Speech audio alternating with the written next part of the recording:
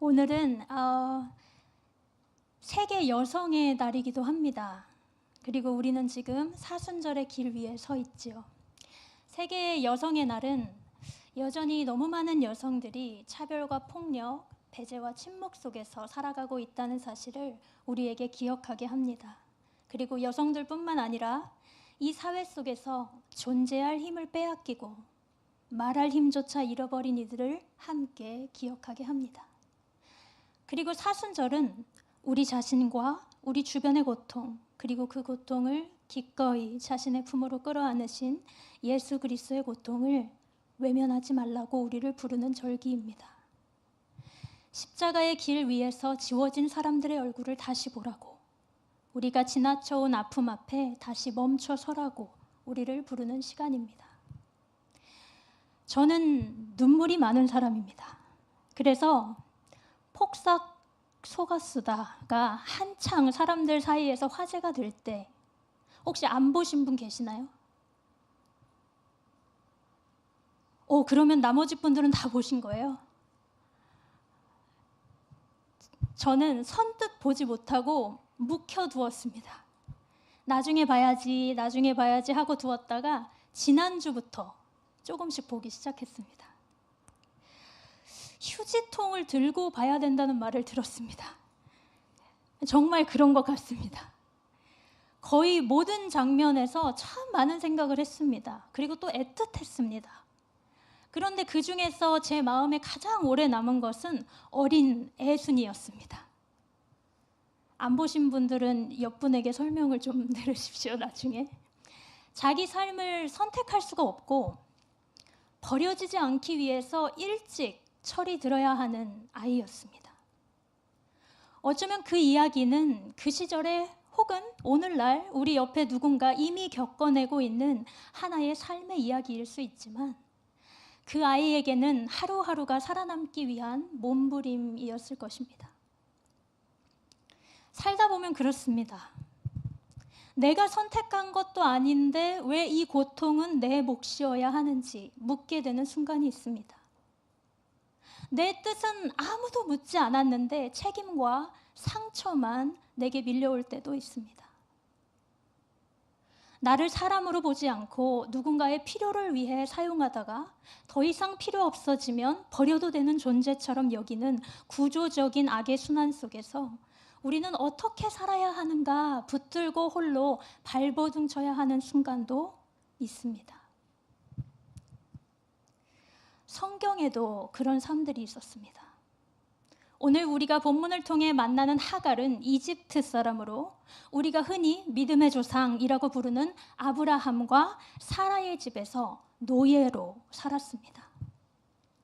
하갈이 정확히 어떻게 그 집에 들어오게 되었는지 성경은 언급하지 않습니다.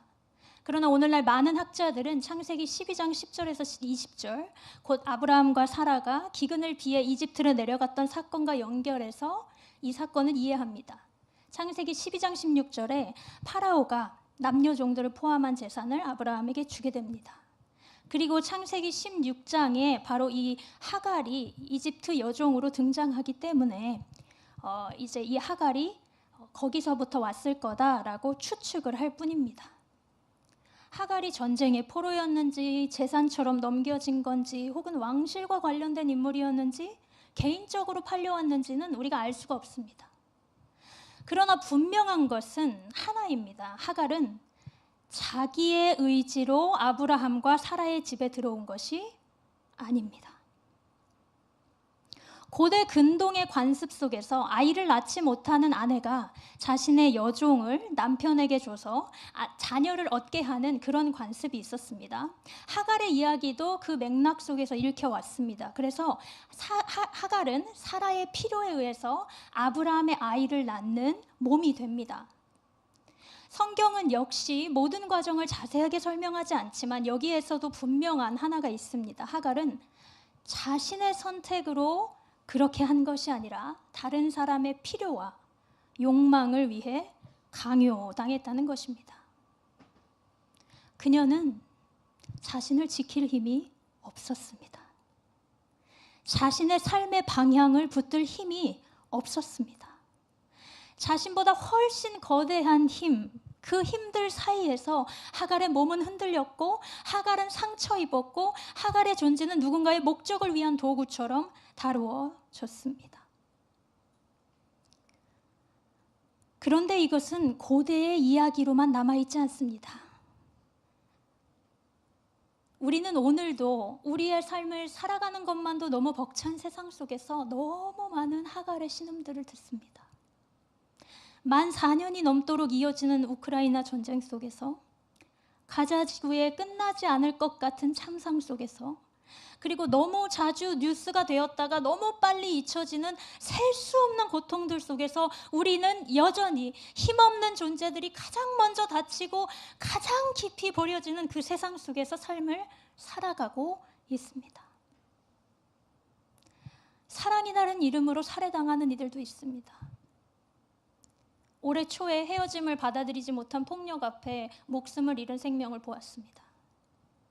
끊이지 않는 어린이집 사고, 학교폭력, 너무 많은 폭행 속에서 난민의 지위를 얻지 못한 채 난민 신청자로 떠돌며 착취당하는 사람들 속에서 이주노동자로 살아가며 보호받지 못하는 몸들 속에서 수많은 차별과 모욕 속에서 서서히 삶의 생기를 잃어가는 존재들 속에서 우리는 지금도 너무 많은 하갈들을 만납니다. 우리가 미처 인식하지 못하는 사이에서도 누군가의 도움 없이는 자신의 몸조차 제대로 지킬 수 없는 이들에게 가해지는 폭력은 계속되고 있습니다. 하갈은 임신한 몸으로 견딜 수 없을 만큼 심한 학대를 당했고 결국 죽음을 무릅쓰고 광야로 도망쳐야 했습니다. 그렇게 바라던 아브라함의 아들을 낳은 후에도 하갈은 결국 쫓겨났습니다. 사라뿐만이 아니라 아브라함에게도 버림받은 채 아이와 함께 광야를 헤매야 했습니다. 그런데 더 마음 아픈 것은 하갈을 자신을 높이는 도구로 사용하고 하갈의 이름을 지우고 하갈의 몸의 권리를 빼앗고 끝내 버려버린 사라와 아브라함은 성경 안에서 믿음의 영웅으로 기억된다는 사실입니다. 물론 아브라함과 사라의 이야기도 복잡합니다. 그들 역시 두려움과 갈망 혹은 이해의 한계 속에서 살아간 사람들입니다. 어쩌면 우리 모두가 그렇게 살아가고 있습니다. 그럼에도 불구하고 성경이 그들의 믿음을 기억하는 동안 하갈의 고통은 너무 자주 주변부로 밀려나고 때로는 거의 보이지 않는 것처럼 다루어져 왔다는 사실은 우리를 불편하게 만듭니다. 우리가 그녀의 이야기를 아무리 부드럽게 포장하려고 해도 하갈은 성경에서 최초로 이용당하고 학대당하고 버려진 여성 가운데 한 사람으로 우리 앞에 남아 있습니다. 그리고 오늘 하나님은 바로 그 하갈의 이야기를 통해 어쩌면 우리가 애써 보지 않으려 했던 고통을 마주하게 하십니다. 그녀는 모두의 침묵 속에서 고통받습니다. 그녀 곁에 서는 이도 없고 그녀의 안녕을 묻는 이도 없습니다. 그런데 우리는 하갈과 이스마엘의 추방을 너무 자주 자연스러운 일처럼 때로는 정당한 일처럼 읽어왔는지도 모르겠습니다. 그들의 고통을 오래 바라보기보다 아브라함과 사라가 믿음의 조상이니까 그들이 옳았을 거야 라고 받아들이고 싶었는지도 모르겠습니다. 어쩌면 하갈과 이스마엘이 그럴 만한 일을 했으니까, 선택받은 하나님의 약속의 자녀인 사라와 이삭의 자리를 위협했으니까 그럴 만했을 거야 라고 생각해 왔는지도 모르겠습니다. 그런데 사라는 이 사건 속에서 어떻게 했을까요? 사라는 하갈을 정말 존중으로 대한 것은 아니어 보입니다. 하나님이 자신의 태를 막은 것을 자신의 힘으로 해결하고자 할 때 사용하는 도구로서 하갈을 바라보고 또 사용했던 것 같습니다. 그녀의 주인이 그녀를 자신의 남편으로부터 아이를 얻게 하는 대리모로 사용하려 할 때 하갈은 선택의 여지가 없었습니다. 그리고 사라는 이 행동을 통해서 자신이 세워질 것이라고 말합니다. 한국어 성경이 흔히 자녀를 얻다라고 번역한 부분 16장 2절,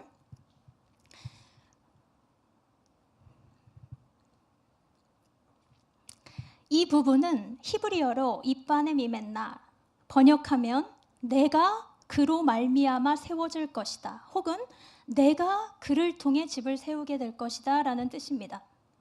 사라는 아주 노골적으로 말합니다. 그녀를 통해 나를 세우리라. 그녀가 복을 받을 것이다, 혹은 우리가 그 복을 나눌 것이다 라고 하지 않습니다. 오직 내가 세워질 것이다 라고 말합니다. 사라는 하갈의 고통뿐만이 아니라 하갈의 어떤 것에도 관심이 없어 보입니다. 그녀의 유일한 관심사는 자신이 이 집안에서 어떻게 보일지, 어떻게 자신의 자존심과 지위, 통제력을 이 집안에서 유지할 수 있을지에 있는 것 같아 보입니다. 그렇다면 하갈은 어땠을까요? 16장 4절에는 성경이 하갈이 자신이 임신한 것을 알고 그녀의 여주인을 멸시 혹은 무시했다고 기록합니다. 이 단어는 심각하게 하갈에만 부정적으로 해석되어 오면서 하갈이 당한 끔찍한 모든 일에 정당성을 주어버립니다. 그러나 이 문장은 하갈이 보기에, 하갈의 눈에 자신의 여주인이 가볍게 여겨졌다라고 해석될 수 있습니다. 노골적인 모욕 행위가 아니라 사라의 권위와 위상이 하갈의 시선 속에서 작아지고 덜 무거워졌다라는 뜻입니다.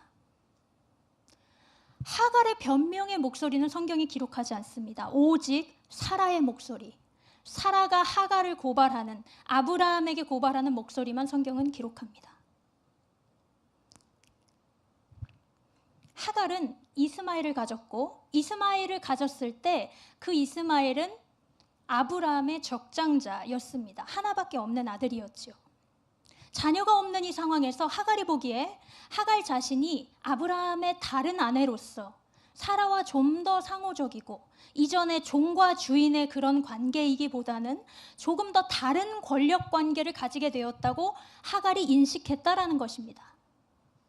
이것은 당시 관습에서 불임 여성이 그 지위를 잃어버리게 되고 반대로 어머니가 되는 여성이 지위를 부여받는다는 그 맥락에서 이해해 볼 때 어쩌면 자연스러운 생각일 수 있습니다. 즉 사라를 공격하려고 공식적인 자리에서 업신이 여겼다라고만 우리가 해석하게 되면 너무 평면적인 해석이 될 수 있고, 사라가 느꼈던 위협과 그 위계질서의 균열과도 우리가 연결해서 생각해 볼 수 있어야 할 것 같습니다. 다시 사라에게 돌아와 보겠습니다. 사라는 자신이 그 권리를 하갈에게 주었습니다. 하갈이 하고 싶다고 한 것도 아니고 사라가 주었습니다. 그럼에도 불구하고 그것을 조금도 나누고 싶어 하지 않는 것 같습니다. 아브라함도 하갈을 보호하지 않습니다. 사라는 결국 하갈을 학대합니다. 여기서 종종 괴롭다라고 번역된 동사, 우리가 생각할 때 괴로운 수준의 괴롭힘이 아닙니다. 이 동사는 굉장히 강한 동사로 히브리인이 이집트 땅에서 종살이할 때 겪었던 아주 가혹한 억압을 표현하는 단어와 똑같은 단어입니다. 그러니까 학대입니다. 이 학대는 하갈을 완전히 광야로 내몰아 버립니다. 그녀는 자신을 억압한 여인으로부터 도망쳤고 바로 그곳에서 하나님을 만나게 되죠. 이쯤에서 하나님이 하갈을 구원하셨으면, 그 고통의 장소에서 벗어나 다시는 돌아오지 않게 좀 길을 열어주셨으면 참 좋았을 뻔했습니다. 그리고 우리는 그렇게 하갈을 응원하게 될지도 모르겠습니다. 그러나 그런 일은 일어나지 않습니다. 대신 하나님은 이렇게 말씀하십니다. 너의 주인에게 돌아가라. 그녀에게 복종하라. 솔직히 말해서 매우 불편합니다. 단순히 그냥 조금 힘든 집으로 돌아가라라고 말씀하는 게 아닙니다. 그것은 학대와 통제와 불의가 있는 곳으로의 귀환입니다. 그 하나님은 그녀로부터 고통의 근원을 제거하시지 않는 하나님이었습니다. 그러나 하갈과 우리가 생각하는 다른 방식으로 살 길을 내는 하나님이셨습니다. 하나님은 그녀의 존엄성을 부정하는 그 체제 속으로 보내셨습니다. 우리는 묻게 됩니다. 왜요, 하나님? 어떻게 하나님이 그녀에게 그런 것을 요구하실 수 있습니까? 하나님은 하갈의 고통을 외면하신 것이 아니었습니다. 그녀에게 한없이 불리한 세상에서 그녀의 생존을 보장하는 방식이었던 것입니다. 종과 여성, 그리고 유아 사망률이 굉장히 높았던 그 고대 세계에서 사라의 장막으로 돌아가는 것은 그녀의 아들이 살 수 있음을 의미했기 때문입니다. 아브라함의 아들로 그의 보호 아래서 음식과 거처, 그리고 어느 정도의 인정 속에서 하갈이 생각하는 정의는 아니었을지 모르지만 생존으로 가는 길이었습니다. 그런데 다시 돌아간 그 집에서 또다시 기가 막힌 상황에 놓여집니다. 21장에서 그녀는 다시 추방당합니다. 사라가 약속의 아들 이삭을 낳은 후 사라는 이 노예 여자의 아들은 나의 아들과 함께 상속받을 수 없으니 내쫓으라 라고 아브라함에게 요구합니다. 아브라함은 이번에도 역시 하갈을 변호하지 않습니다. 그는 하갈에게 빵과 물주머니를 주고 그녀와 자신의 아들을 광야로 내쫓습니다. 다시 한번 하갈은 삶의 가장자리에 내몰려 안전함도 목소리도 함께 서줄 사람도 없이 방황하게 됩니다. 그녀는 삶에서 정말 끊이지 않는 고난에 이리저리 흔들립니다. 그녀의 삶은 그녀를 쥐고 흔드는 주변의 상황 속에서 도저히 갈피를 잡을 수가 없습니다. 지독한 외로움이 덮쳐왔을 것입니다. 하갈의 부엘세바 광야에서의 모습은 더욱 처참합니다.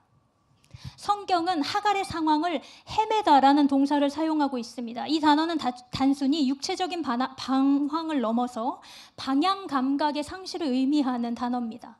불확실성, 궁핍함, 그리고 완전히 길을 잃은 상태를 설명하는 단어입니다. 하갈에게 이 땅은 단순히 건조하고 황량한 그런 곳이 아니었습니다. 그녀가 붙잡으려고 애쓰던 모든 것, 그녀의 아이, 그녀의 삶, 그녀의 마지막 희망을 위협하는 그런 곳이었습니다. 물이 바닥나고 죽음의 무게가 현실이 되자 그녀는 자신의 아들을 덤불 아래에 눕힙니다. 그리고 자신은 아들과 멀리 떨어진 곳에 앉습니다. 그리고 목소리를 높여 울부짖습니다. 자신의 아들이 죽어가는 모습을 볼 수 없기 때문입니다. 도저히 그녀는 스스로를 구할 수도 없고 누군가를 구할 수도 없습니다. 이 울음은 자신의 한계에 다다른 한 존재의 완전한 붕괴를 보여주는 것 같습니다.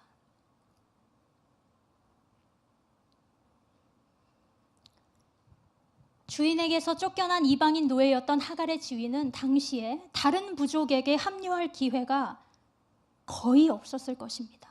그녀는 계속해서 그 사막에서 외부인이었으며 그렇게 홀로 그녀의 인생의 고난 속에 놓여진 것입니다. 순간순간이 생존과의 싸움, 외로움과의 싸움인 그녀의 삶, 고독과 배제, 슬픔으로 형성된 그녀의 삶에 하나님의 약속이 있었습니다. 하갈은 많은 후손을 주겠다는 아브라함과 똑같은 언약을 받습니다. 하갈은 이방인 노예 여인으로서 이 약속을 받은 유일한 여성입니다. 그런데 그녀가 받은 약속은 어딘가 이상합니다. 우리 16장 10절에서 12절을 함께 읽어볼까요? 시작. 주님의 천사가 그에게 또 일렀다. 내가 너에게 많은 자손을 주겠다. 자손이 셀 수도 없을 만큼 불어나게 하겠다. 주님의 천사가 그에게 또 일렀다. 너는 임신한 몸이다. 아들을 낳게 될 터이니 그의 이름을 이스마엘이라고 하여라. 너 부르짖는 소리를 주님께서 들으셨기 때문이다.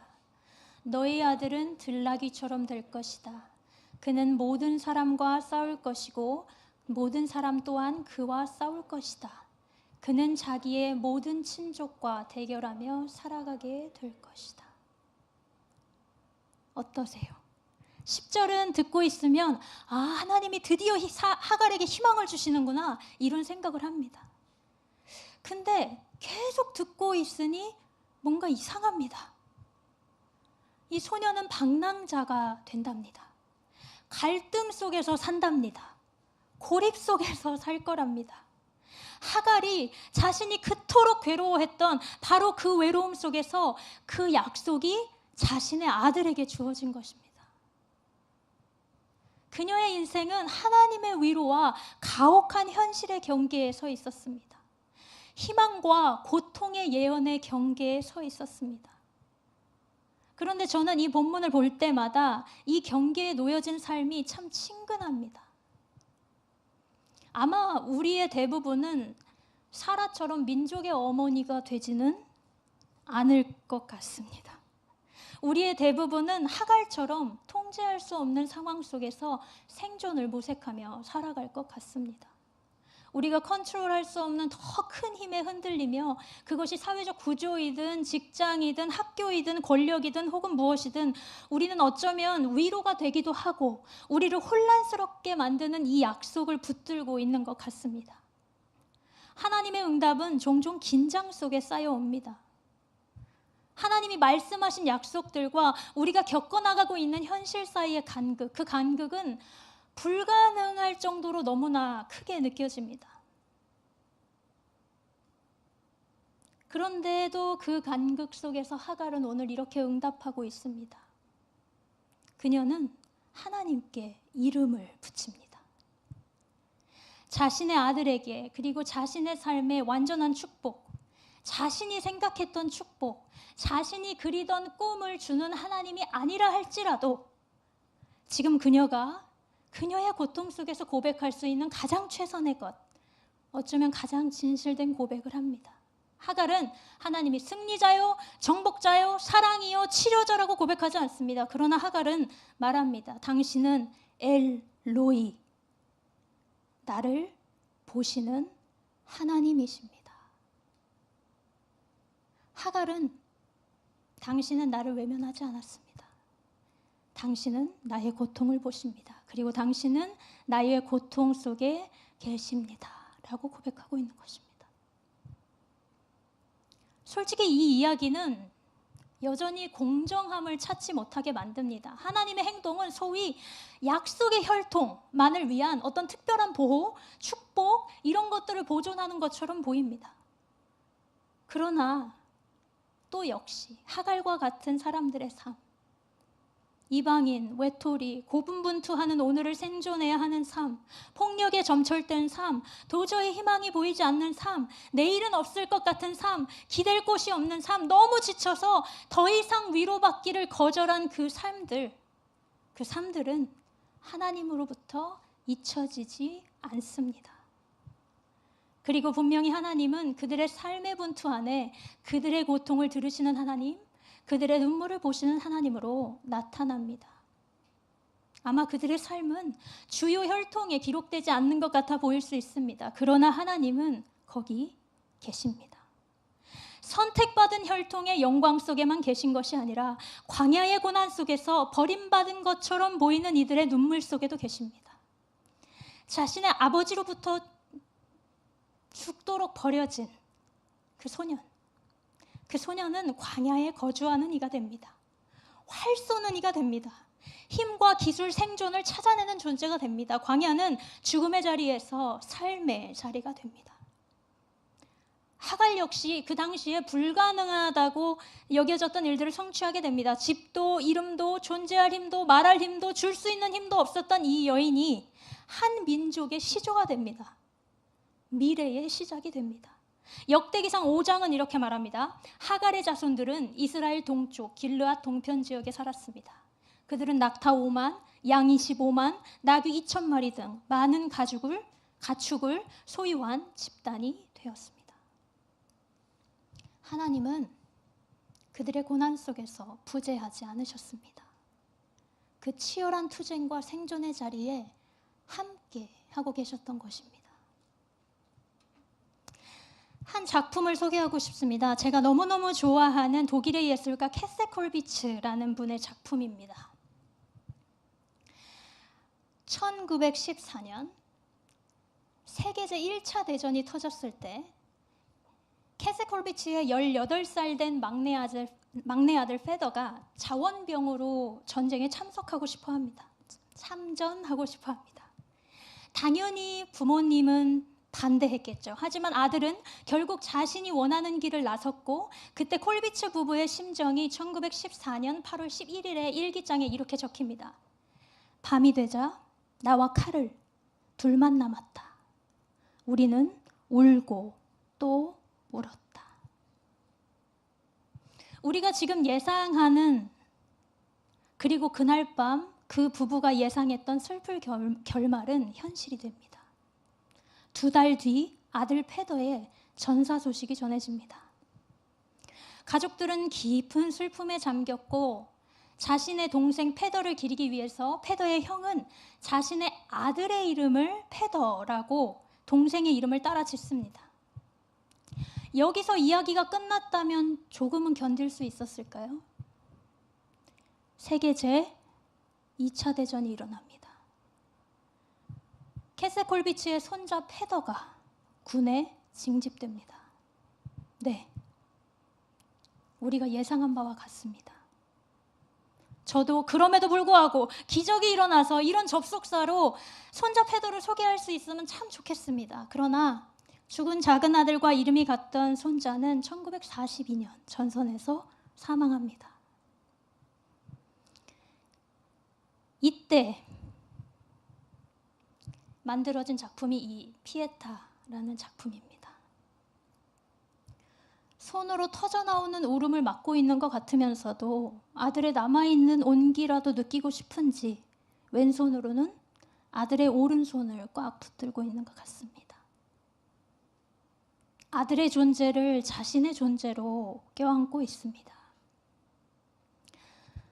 그런데 제가 이 작품을 좋아하는 것은 조금 다른 이유가 있습니다. 이 작품이 전시된 환경 때문입니다. 이 작품에 전시된 환경을 한번 보여주시겠어요? 자, 혹시 뭐가 다른지, 무슨 부분이 다른지 혹시 아시겠어요? 한번 말씀해 주실 수 있으세요?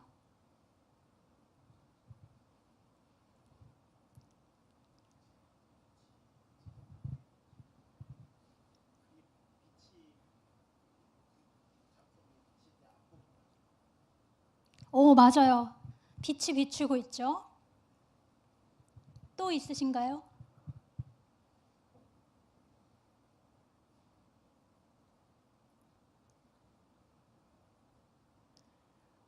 뭔가 느끼시는데 지금 선뜻 말을 못 하시는 거죠. 우리 성가대에서 지금 왔다 갔다 하고 계시는 걸 제가 보이는데 한번 말씀해 주시겠어요?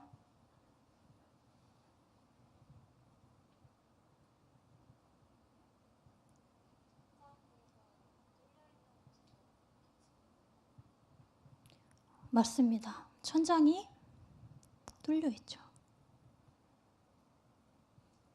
힌트 하나 드리겠습니다. 하얗게 깔려 있는 게 뭘까요? 눈. 왜 깔려 있을까요? 어떻게 깔려 있을까요? 그렇죠. 천장이 뚫려 있습니다. 제가 충격을 받은 부분이 바로 이 부분이었습니다. 이 피에타는 둥근 창 아래에 있는데 이 창은 막혀 있지가 않습니다. 뚫려 있습니다. 그렇다면 이 작품은 어떻게 될까요?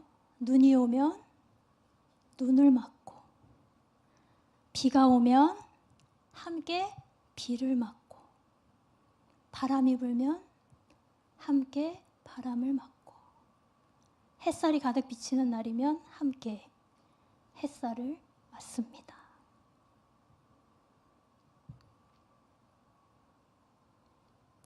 하나님은 우리를 광야에서 홀로 울게 내버려 두지 않으셨습니다. 우리가 지고 있는 모든 고통에도 불구하고, 우리가 견뎌낸 모든 일에도 불구하고 우리의 삶은 버려지지 않았습니다. 하갈의 인생도 버려진 것 같으나 버려지지 않고, 돌봄이 없는 인생인 것 같으나 돌봄을 받는 인생이었고, 늘 치이고 자신의 몸과 삶에 대해 주권 없이 흔들리는 인생인 것 같으나 자신이 거할 곳을 세우고 집을 세우고 자신의 이름으로 부족을 세우는 인생이었습니다. 제가 부목사로 섬기던 한 교회에서 당시 6살짜리 꼬맹이가 저에게 묻습니다. 사순절이었습니다. 목사님, 예수님이 우리를 위해서 세상의 모든 잘못된 것들을 위해서 돌아가신 것은 알겠어요. 근데 그럼 돌아가신 다음에 바로 부활하시면 되지 왜 꼭 무덤에 들어가셨어요? 그리고 왜 3일 후에 부활하신 거예요? 저는 그 질문에 대답을 하지 못했습니다. 그리고 그 질문은 제 마음 안에 1년 동안이나 남아 있었습니다. 그러다가 제가 가장 좋아하는 시편의 구절이자 제 목사 안수 스톨에 자수로도 새겨있는 그 말씀이 생각났습니다. 우리 함께 읽어볼까요? 내가 주님의 영을 피해서 어디로 가며 주님의 얼굴을 피해서 어디로 도망치겠습니까? 내가 하늘로 올라가더라도 주님께서는 거기에 계시고 수월에다 자리를 펴도 주님은 거기에도 계십니다. 예수님이 기어코 그 죽음의 권세 아래 인간의 가장 추한 곳, 가장 깊은 곳에 기어코 머무르신 이유는 바로 그거였습니다. 예수의 확언, 예수님의 그 확언, 내가 정말 너와 함께 있어. 그 누구도 동행해 줄 수 없는 그 죽음까지 그분은 기꺼이 동행하신다는 것을 보여주시기 위해서, 누구도 함께할 수 없는 내 삶의 가장 비참하고 괴롭고 쓰라린 그곳에 기꺼이 동행하신다는 것을 보여주시기 위해서 예수님은 거기에도 계셨던 것입니다. 우리가 이 삶을 기어코 은혜라고 부르지 않으면 무엇이라고 부르겠습니까? 우리가 이 하나님을 기어코 좋으신 분이라 고백하지 않으면 무엇라 고백하겠습니까? 하나님이 우리의 고통을 보았다고 고백하지 않으면 무엇라고 이해할 수 있겠습니까? 여전히 이해할 수 없는 일들 투성이지만 그럼에도 불구하고 아무도 돌보지 않는 것 같은 우리의 인생을 돌보시고, 아무도 불러주지 않을 것 같은 우리의 이름을 부르시고, 아무도 살피지 않을 것 같은 우리의 인생을 살피시는 그 하나님을 엘로이, 고통을 들으시는 하나님이라, 우리를 살피시는 하나님이라 고백하지 않을 수 있겠습니까? 함께 기도합시다.